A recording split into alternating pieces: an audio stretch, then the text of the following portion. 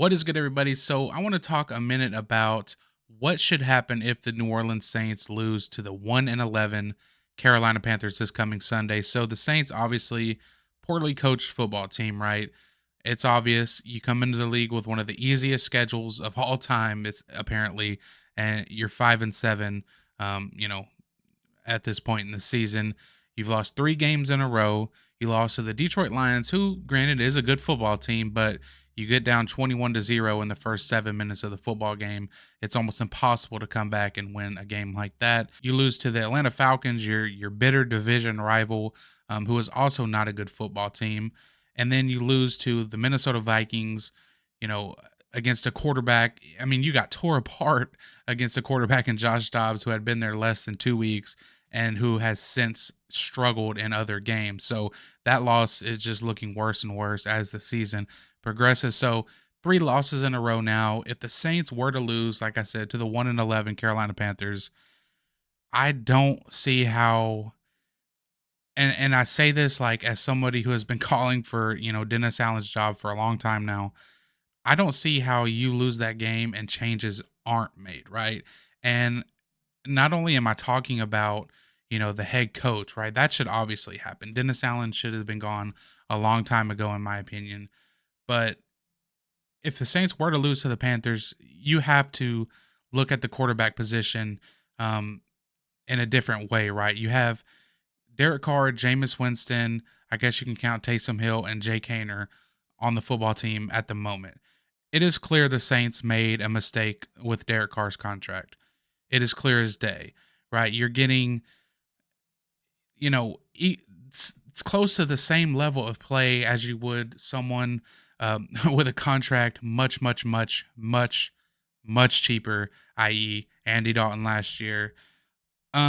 So, if the Saints were to lose this game, you can't start Derek Carr for the rest of the year. You can't start Jameis Winston. In my opinion, you have got to start Jay Kaner. And the reason being is, like I said, you have to, the first step is, you know, obviously changes need to be made, but you have to admit that the Derek Carr signing was a mistake. You got to own up to it. And you have to admit that you need to be looking towards the future. Now, the Saints are going to be stuck with Derek Carr next year, no matter what. Now, they're going to be paying his contract no matter what. Now, should he play? That's where I think Jake Hayner and the draft really comes into play here. If the Saints were to lose to the Panthers, I think they have to start Jake Hayner for the rest of the season just to see what they have in the guy. Now, granted, I am biased. I'm a Jake Hayner guy. I was a Jake Hayner, fan, a real big fan of his game when he was at Fresno State, way before the Saints even probably knew who he was. I watched almost every game he ever played. I think he has a real chance to be a starter in the NFL. That could come back to make me look extremely stupid, but I don't care. I really, really think he does have what it takes to start in the NFL. Obviously, doesn't have the craziest strong of arm, but he can make every throw. He's clutch and he's a winner. So I think the Saints need to see what Jake Hader can provide the football team. And if they, evaluate what he can put on the field at the end of the season, then I think it would be, the decision, do we take a quarterback in the first round of next year's draft? Now the Saints have so many needs, right? They're going to need another wide receiver. Michael Thomas is likely gone after this year. They're going to need another wide receiver. They need a defensive tackle, defensive end, linebacker. I mean, you can name almost any position. Offensive line. I mean, the Saints need it all, right? So if they are going to take a quarterback in the first round, you have to make sure that, like I said, Jake Hayner is not the guy. So play him, find that out, see for yourselves.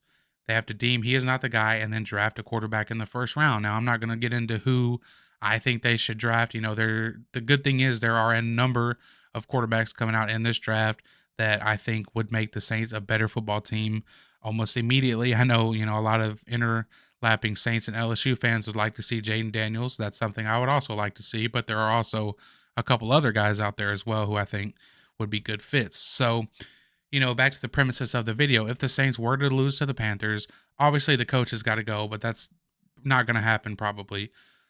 But I do think, you have to evaluate what you have at the quarterback position. Like I said, it's clear Derek Carr was a bad signing. It's clear Jameis Winston is also not a very good quarterback and isn't the answer long term.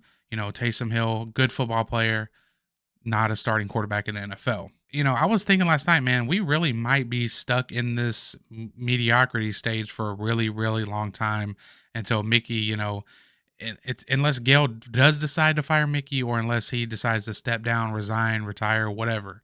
So let's talk about, if the Saints lose to the Panthers and maybe lose another couple extra games and don't make these changes necessary for the future of the franchise. The Saint, if this were to happen, Gail and the president Dennis Lauscher, or however you say his last name, they need to really consider, Mickey Loomis's job with the New Orleans Saints. If he fails to act on moves to make this football team a better team in the future, they got to consider letting Mickey Loomis go, right? I mean, if you listen to his interviews and I listened to his one from yesterday and it was pretty it was exactly what I said it was going to be a couple of videos ago. He was proud how the team fought back against the Lions. He says that, the fans booing aren't helping and that they're unsophisticated and all these other things.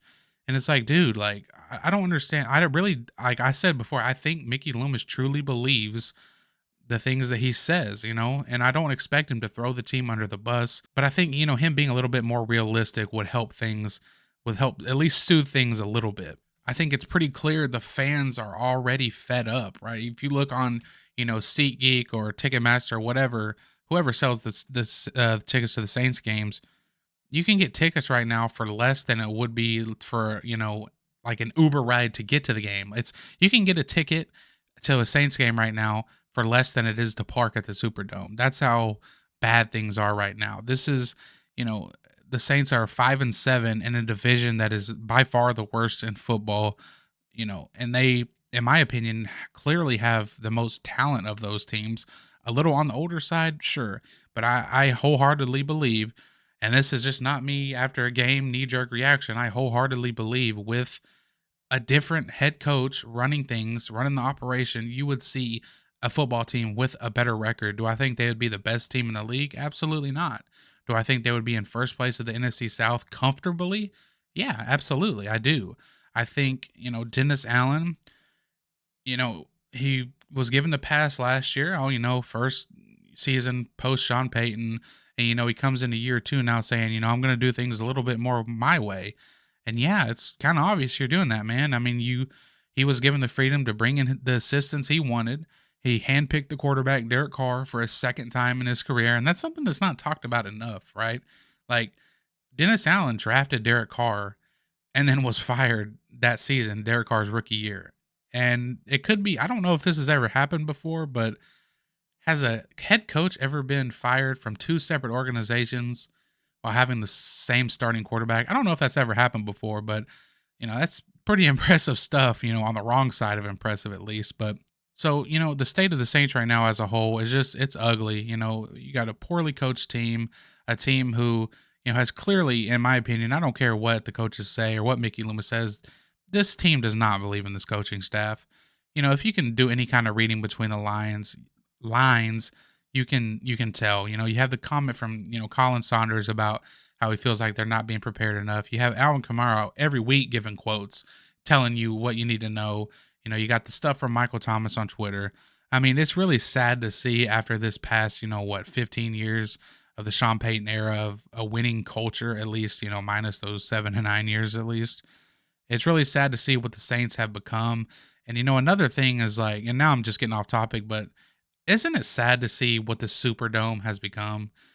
The Superdome used to be a place where teams hated to come and play. It was so loud, so ruckus. Teams hated to come and play there. And now I'm pretty sure the Saints, I don't have it in front of me, but the Saints, I'm pretty sure, have like a negative home record within the last, so many games. I'm pretty sure. And that's just sad to see, and it's just it's what this current regime, Dennis Allen, has done to my favorite football team is just, it sucks. Hopefully they make the right decision to move on from him. And if Mickey Loomis decides not to, then I really think the Saints president and the Saints owner should step in and, start from ground zero. Appreciate you guys watching. Peace.